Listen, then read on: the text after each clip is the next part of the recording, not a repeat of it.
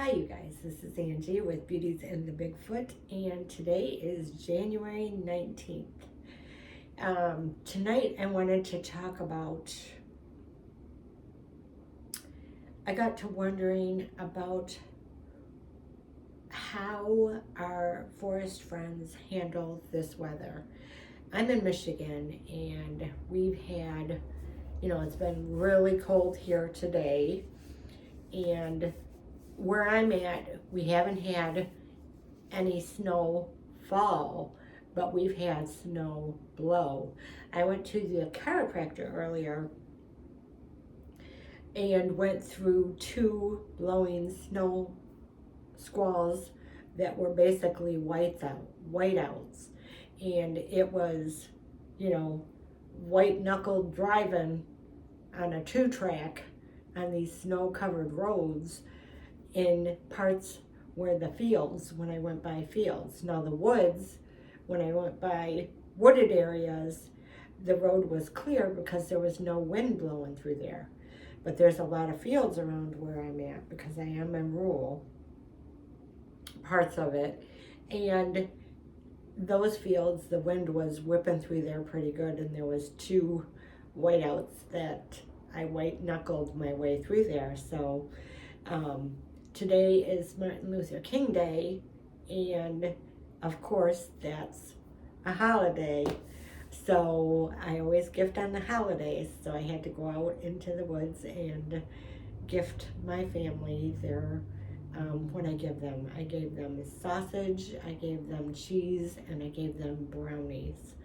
And it was really cold, and this is the coldest it's been in quite a few years. I think since, is it 2016 or 2019? I'm not sure.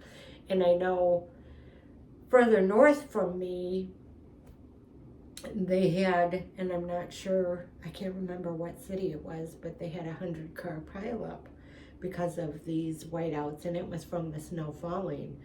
And that got me thinking, okay, when the weather gets this severe, how do our forest friends handle that?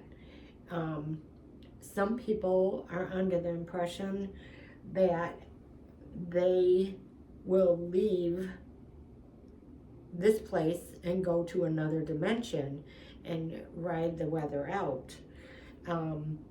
Other people say that if they have the opportunity, they'll go into caves and they'll go underground. Some say they'll go into the sewer systems somehow. I'm not sure exactly how that works or how they would even get down there. And then others say that they just buckle down. I know I have really big, it looks like it would have been a doghouse with a thick rubber flap on it. And I put that flap up, and I put a very heavy piece of wood over it to keep the flap up. And the only reason that I did that is because I didn't want the coyotes getting in there and hiding and then jumping out at me when I walked by them.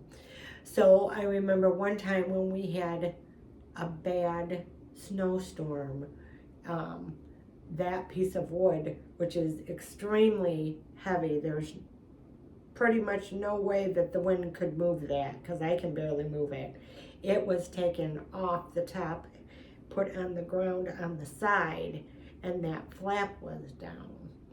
So I often wondered if the little one took that down and went in there to, seek shelter from whatever weather that was going on that day.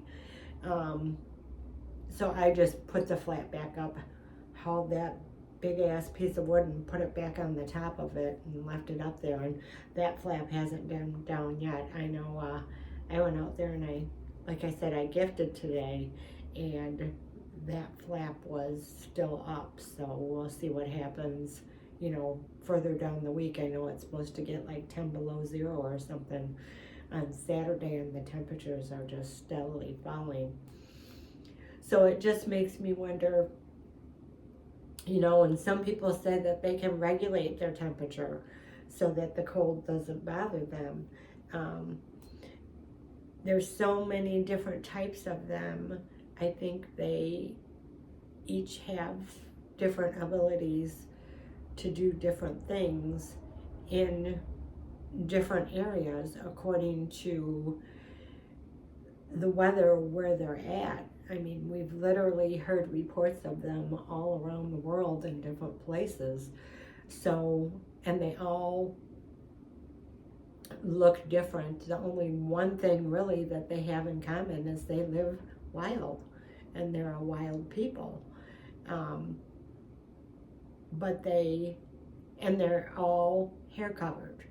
Those are the two things that they have in common. So living in the wild and their hair covered, but of course their hair is probably different according to the different regions that they live in. So like their hair is probably sparser down in Florida because it's hot, unless it's like a sheep's wool where it insulates them and keeps them cool too. So those are kind of, questions that I would have, scientifically to figure out, okay, so how do you guys regulate your temperatures and handle this different weather? Is it detrimental to you? And not only that, but the fact that, from what I understand, they have their young in January and February. So how would they handle that too, keeping a baby warm?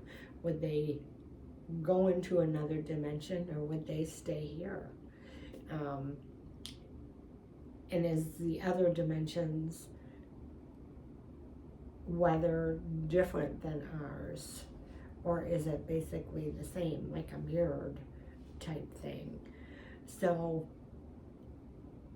and then you hear stories of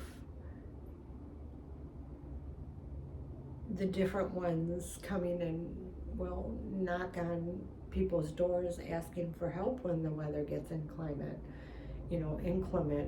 so that they don't freeze. So is that part of the ones that don't have the ability to regulate that temperature or to go into the other dimensions? Because I'm not positive that they all have the same abilities. I think they're just like us humans. They're all different in their own ways according to their genetics and the area that they're in. So, and it does, make me hope and pray that they will not freeze to death and that they'll be okay.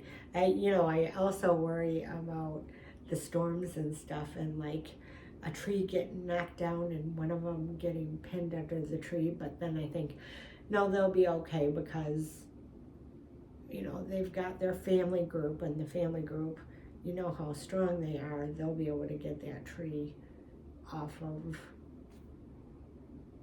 one of their relatives easily, as a group. So those are just some of the things that I was pondering today with the weather, because we're fighting the weather, and I know, they seem to live a peaceful, quiet life, but weather like this, it's got to be tough for them to try and survive in, because just for us trying to survive in this weather, and we're indoors, can be a hardship sometimes, having to go out and bundle up. I know I was watching some videos of Mackinac Island and the life out there when the island shuts down. You know, that's a little rougher than what we have here inland. Um, they have to use snowmobiles to get around, you know, because there's no cars on the island, and they can't ride their bikes in 2 and 3 feet of snow or even a foot of snow. So they have to get around with snowmobiles, and then they have to pull a trailer behind them. So, you know, the different places do different things to survive. So it's just interesting, and it just made me think and wonder, you know, how and what they do to survive when the weather gets this bad. So that was just something I was just thinking about and thought I would discuss, and wondered what you guys' thoughts were on the subject. So you guys have a great Monday night, and we will talk to you soon. Stay warm if you're in the freezing climates.